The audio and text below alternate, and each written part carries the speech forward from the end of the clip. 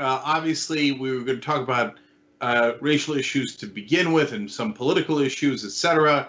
But giant news day, Biden announces his VP pick, and it's Kamala Harris, an African-American candidate. What's your reaction?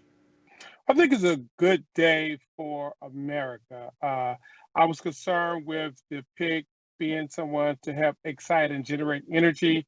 And as I receive messages and talk to people across the country, I'm picking up a sense of excitement.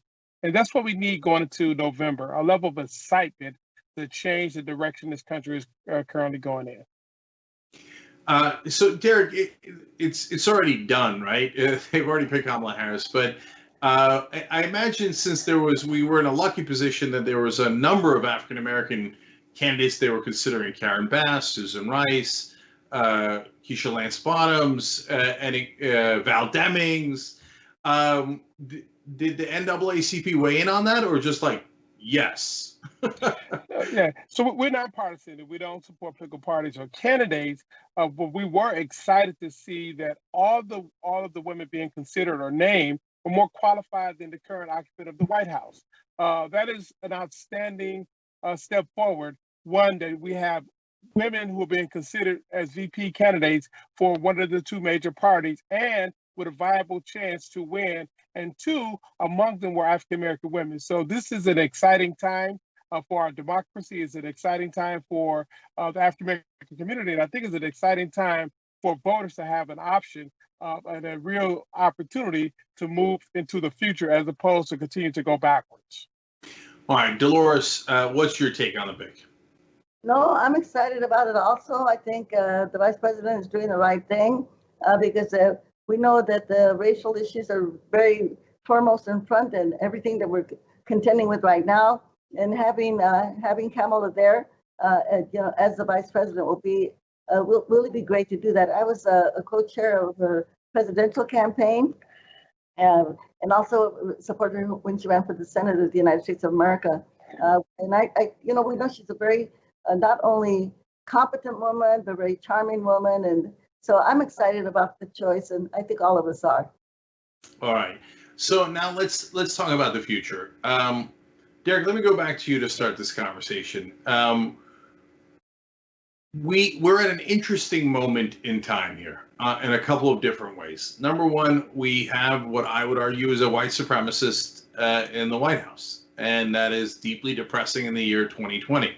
On the other hand, there was a real outpouring of support, not just from African American or minority groups, but it seemed like from a wide breadth of Americans after the George Floyd killings.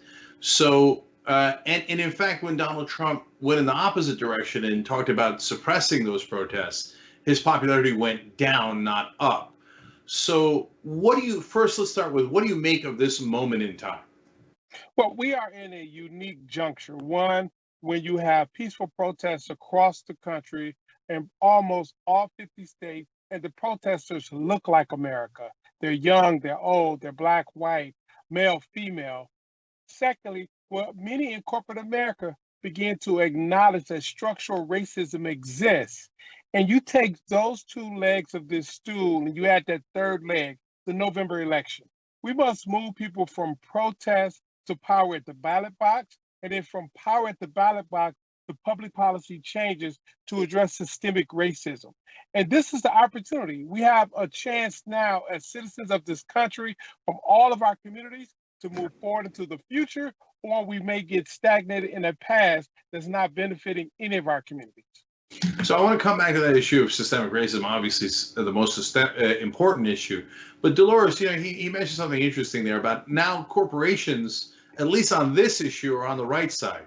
When you were fighting giant corporations back in the day, they certainly were not on the right side.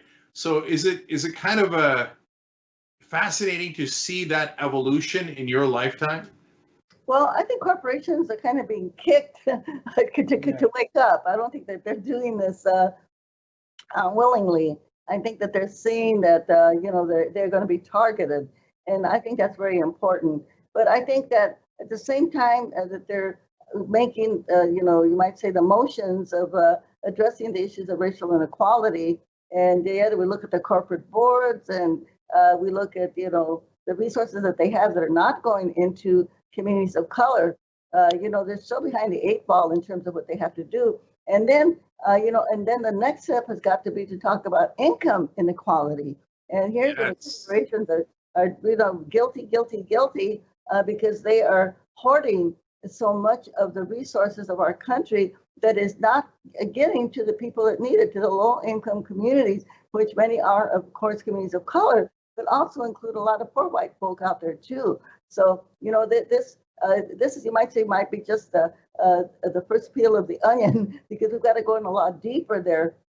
If we're going to address the issues of racial inequality, we've got to combine that with income inequality and look at all of the systems in our government that the way that they are now set up is so that people of color are disadvantaged from the day a child is born. That child is disadvantaged. So, I mean, there is so much work that has to be done right now, but at least right now we can say that the protesters have shaken up, that they're shaking everybody up. And so now people are scrambling and saying, oh, I got to do something. And so we do see that they are doing something, but there's a lot more that has to be done. Yeah, there's so much that I love about that, because, this is what you've been preaching your whole life, Dolores, people power. And it's not like the corporations were willingly like, oh, yeah, let's be wonderful. No, they had to be dragged there by people saying, look, we're not going to take it anymore. And we're not going to buy your products if you're on the wrong side of this. This is not a controversial issue. You should treat everybody equal. And if you don't, I'm not interested in your products. And so I love that moment in time. But at the same time, you're saying, and Derrick is saying the same thing that Reverend William Barber has said recently on this show, Jamal Bowman has said on the show. All right, now let's talk about income inequality. And they're a lot more reluctant, because Derrick, their interests are in keeping wages down for their employees so they can make a greater profit. And we built a system that is built on only maximizing profit. So how do we win that fight, and how much do we prioritize that in the next administration? But you really can't decouple much of what we're confronting. African Americans wouldn't be here if they were not brought here to be exploited for free labor. Many Latinos who come here are coming here because of the lack of opportunity in their home countries or the level of violence, and they're seeking jobs and they're being exploited by corporate interests. You named the community. This is a social construct that's based on a capitalistic system to exploit people for labor. When democracy is weak and capital strong, people get exploited. When democracy is strong, people can keep capital in check, and then we all can prosper together. This administration must address that. There should be no more cutting tax for the rich to benefit the corporations. We need to be talking about how do we tax the rich so that those who keep this economy moving are provided for.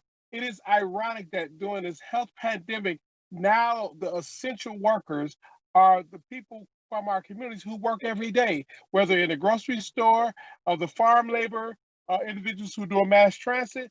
Those are the critical workers. Those are the individuals that keep this economy going. Our school teachers keep this economy moving. We need to provide hazard pay now and a livable wage moving into the future.